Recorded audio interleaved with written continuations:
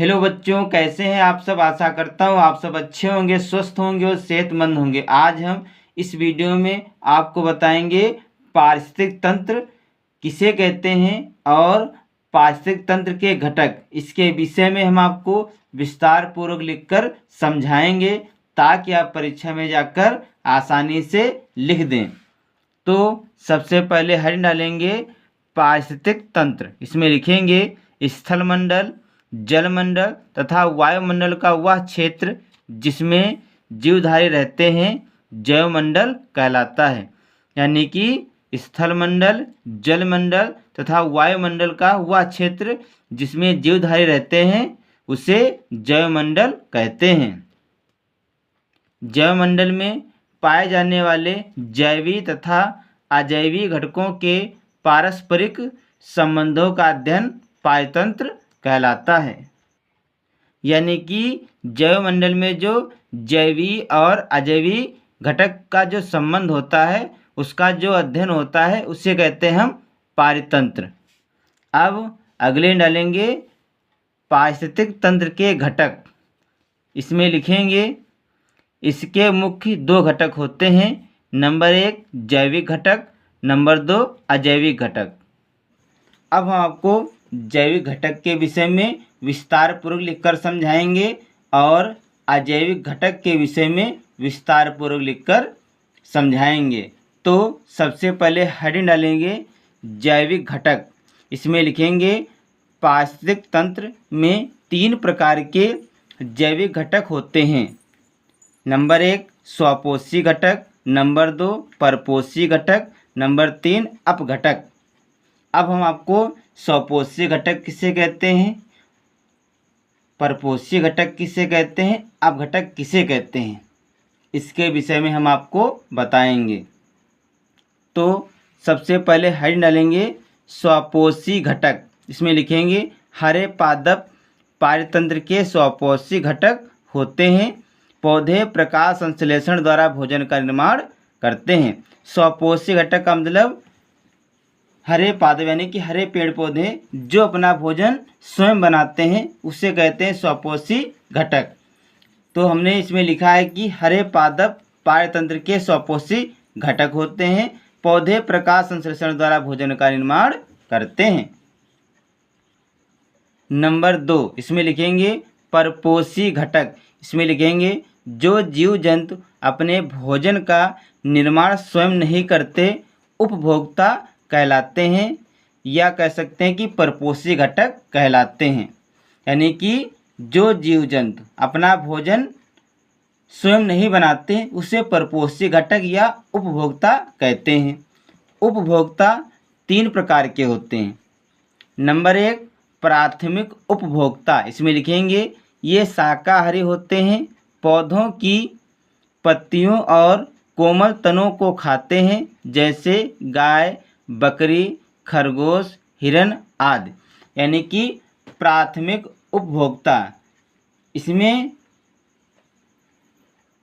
उन जीवों को रखा गया है जो शाकाहारी होते हैं और जो पौधों और पत्तियों के कोमल तनों को खाते हैं।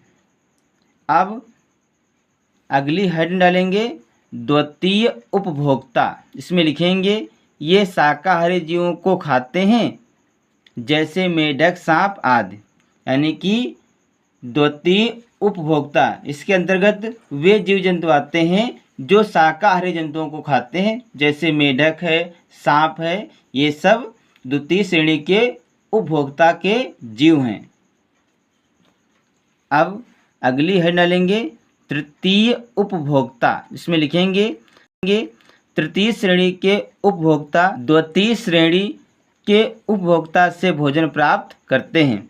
यानी कि तृतीय श्रेणी के उपभोक्ता द्वितीय श्रेणी के उपभोक्ता से भोजन प्राप्त करते हैं, जैसे शेर, चीता, बाज आदि।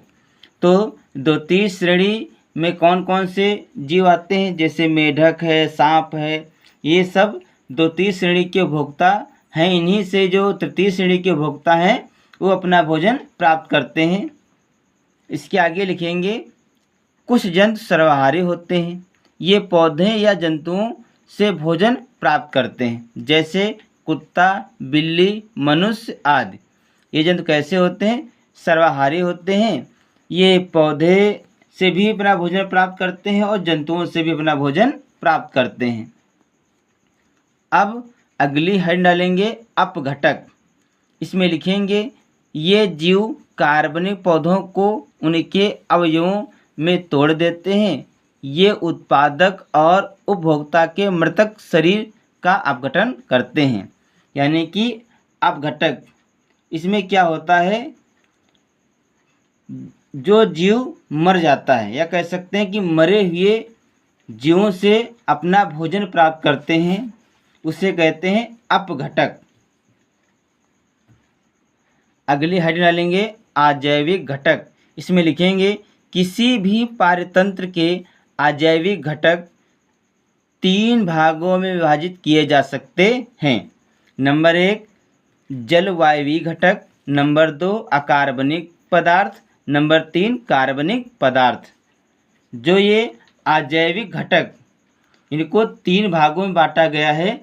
नंबर 1 जलवायवी घटक, नंबर 2 अकार्बनिक पदार्थ, नंबर 3 कार्बनिक पदार्थ। अब हम इसके विषय में हाइड्रोजन को डालकर हम आपको समझाएंगे। तो सबसे पहले हाइड्रोजन डालेंगे जलवायवी घटक। इसमें लिखेंगे जल, कामा ताप, कामा प्रकाश आदि। अगली हाइड्रोजन डालेंगे अकार्बनिक पदार्थ। इसमें लिखेंगे सी, कामा ओ, कामा एन, कामा CO2। सी ये क्या है? कार्बन का संकेत होता है। ओ ऑक्सीजन का संकेत है। एन नाइट्रोजन का संकेत है। CO2 इसे पढ़ते हैं कार्बन डाइऑक्साइड आदि। ये विभिन्न चक्रों के माध्यम से जैव जगत में प्रवेश करते हैं। अब अगली हेड डालेंगे कार्बनिक पदार्थ। इसमें लिखेंगे प्रोटीन, कार्बोहाइड्रेट, वसा आदि।